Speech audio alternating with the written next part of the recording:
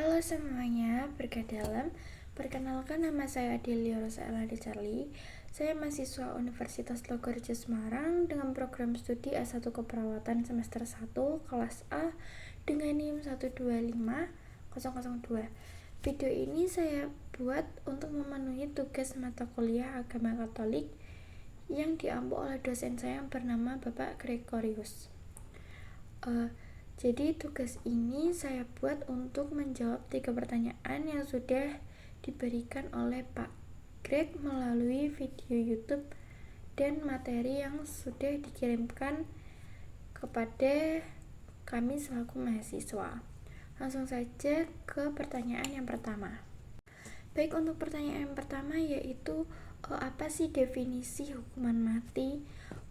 Menurut saya pribadi, hukuman mati itu tuh bentuk pidana yang menjatuhkan vonis atau pencabutan nyawa terhadap seseorang karena orang tersebut melakukan kejahatan yang dianggap sangat berat, seperti membunuh, terorisme, atau tindakan kriminal yang mengancam keselamatan nyawa orang lain. Alasan diberlakukannya tindakan ini atau tindakan hukuman mati yaitu karena berkaitan dengan supaya pelaku itu merasakan efek jera. Perlindungan itu tuh terhadap masyarakat serta sebagai bentuk keadilan dan untuk membalas kejahatan yang setimpal dengan perbuatannya. Beberapa negara itu menganggap bahwa hukuman mati ini sebagai cara yang paling ampuh untuk mengurangi kejahatan di lingkungan kita gitu, agar orang lain itu berpikir lebih jauh resikonya untuk berbuat kriminal. Lalu yang kedua itu mengenai sejarah pelaksanaan hukuman mati.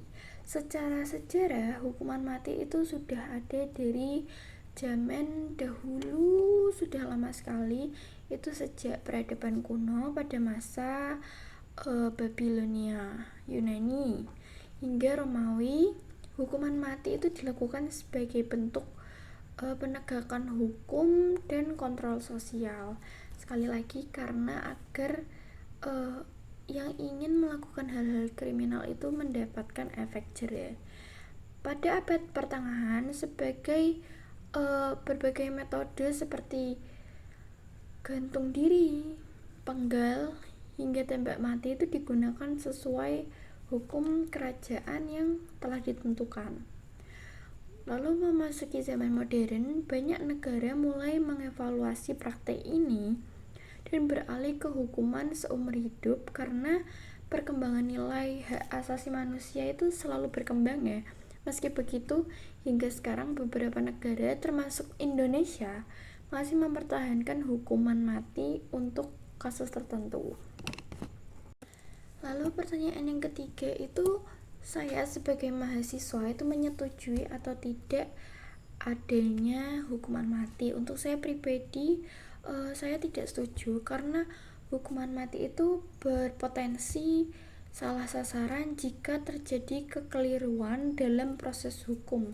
Semisal ada pemfitnahan orang yang melakukan pembunuhan berencana, ternyata pelaku yang dijatuhkan hukuman mati tersebut tidak bersalah namun sudah terlanjur dihukum mati begitu.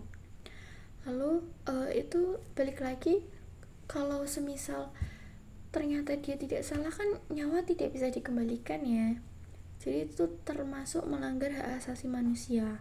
Selain itu, banyak penelitian menunjukkan bahwa hukuman mati itu tidak selalu menurunkan angka kejahatan. Nyatanya sampai sekarang masih banyak sekali kejahatan di... Maaf, videonya terputus.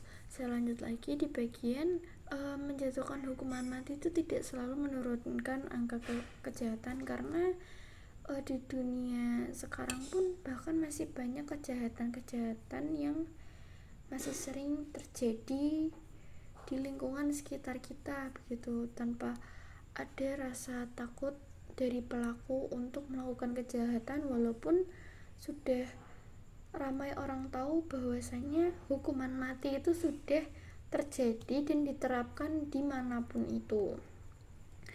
Lalu pendekatan rehabilitasi dan pengawasan lebih manusiawi dan sejalan dengan prinsip hak asasi manusia.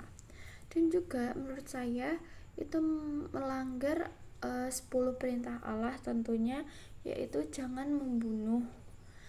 Itu pun sudah jelas, walaupun apapun, seberat apapun dosanya, tetaplah kita itu wajib mengasihi, walaupun kita tetap memiliki kewajiban untuk memberi keadilan kepada siapapun itu yang telah dirugikan oleh pelaku tersebut. Begitu. Sekian jawaban diri saya. Mohon maaf jika ada kesalahan.